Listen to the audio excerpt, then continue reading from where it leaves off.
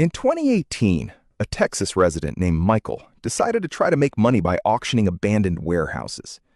If a warehouse owner fails to pay rent for a long time, the contents can be put up for sale. That day, Michael arrived at another auction. Most of the warehouses looked ordinary: old furniture, boxes, broken appliances. But one warehouse caught his eye. Inside were several identical metal cabinets. They were locked, and the auction organizers wouldn't allow them to be opened until they were purchased. Michael paid $500 and won the bid. The next day, he arrived to sort through the finds. The first few boxes were useless: old magazines, clothing, and documents from 20 years ago. But then he opened the first metal cabinet. Inside were dozens of neatly labeled folders. At first, Michael thought they were ordinary papers. However, inside were old letters, photographs, and financial records. Judging by the documents, their owner was someone who had been in business since the 1970s. The most interesting part was yet to come. At the bottom of one of the cabinets, he discovered a small metal box. It was locked. Michael spent several hours trying to open it himself. When the lock finally gave way, inside were old envelopes and a stack of shares of an unknown company. At first glance, the papers looked useless, but one document gave him pause. It was dated 1982. Michael decided to check the company's name online.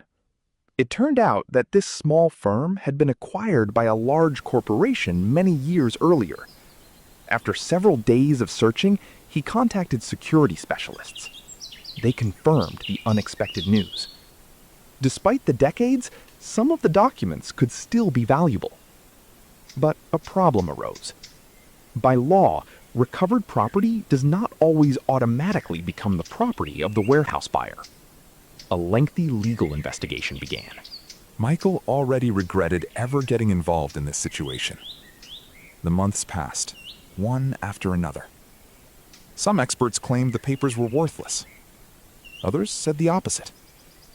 After 6 months of investigation, it became clear that some of the documents found were indeed valuable to the heirs of the original owner.